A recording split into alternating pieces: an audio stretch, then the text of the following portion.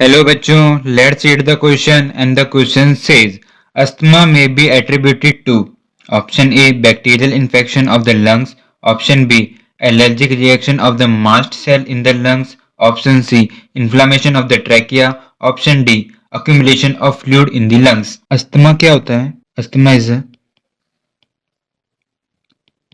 Allergic reaction.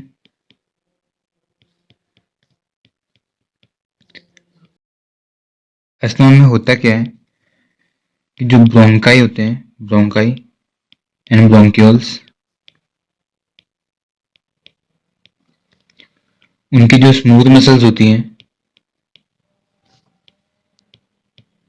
उनमें होते हैं कॉन्ट्रैक्शन या फिर स्पैज्म। इसकी वजह से वहां हो जाते हैं इन्फ्लामेशन। उनकी जो म्यूकस मेम्ब्रेन होती है वो रिलीज करती है काफी ज्यादा अमाउंट में म्यूकस, जिससे जो विंड पाइप होती है वो नैरो हो जाती है और उससे आती है ब्रीथिंग के अंदर ब्रीथिंग प्रॉब्लम्स। एयर ब्रीथ करने में डिफिकल्टी होती है। इसके सिम्टम्स क्या हैं?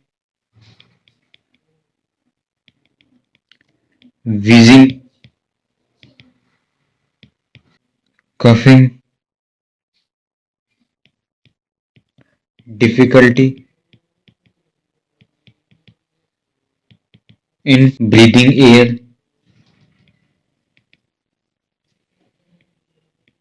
तो अब ऑप्शन डिस्कस कर लेते हैं। ऑप्शन ए देखते हैं, bacterial infection of the lungs. तो बैक्टीरियल इन्फेक्शन होता है इन केस ऑफ न्यूमोनिया, तो ये तो अस्थमा का रीजन नहीं हो सकता। ऑप्शन बी की बात करते हैं, allergic reaction of the mast cell in the lungs. तो ये बात सही हमने देखा कि वो एलर्जिक रिएक्शन होती है और इस एलर्जिक रिएक्शन के अंदर एंटीबॉडीज आईजी रिलीज होती है और मास्ट सेल क्या रिलीज करता है? हिस्टामिन। उसकी वजह से ये एक एलर्जिक रिएक्शन बन जाती है।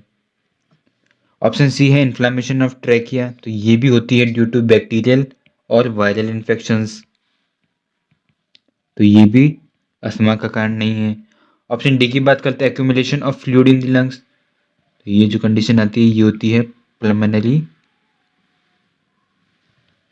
एडिमा, तो ये भी अस्थमा नहीं है। अस्थमा है क्या? हमने देखा ये एक एलर्जिक रिएक्शन है। उसके अंदर ब्रोंकाई एंड ब्रोंक्यूल्स के अंदर जो स्मूथ मसल होती है उसके अंदर होता है स्पेज्म, इन्फ्लामेशन होता है उनके अंदर, और म्यूकस मेम्ब्रेन काफ़ी हाई अमाउंट में म्यूकस रिलीज करती है, जिसकी वजह से रेस्पिरेटरी जो पाथ है वो डिक्रीज होता है, कम हो जाता है, जिसकी वजह से आती है ब्रीथिंग प्रॉब्लम्स। इसके सिम्टम्स है wheezing, coughing and difficulty in breathing. तो हमारा करेक्ट आंसर हो जाएगा option B, allergic reaction of the mast cell in the lungs. Hope you understood it well. All the best.